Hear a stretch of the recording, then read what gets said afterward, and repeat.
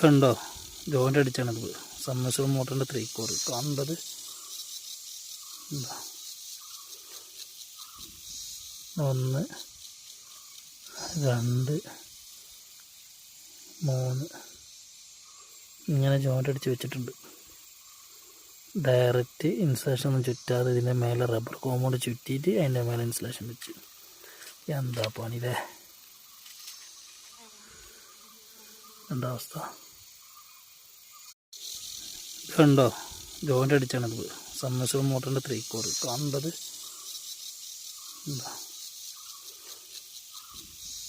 1 2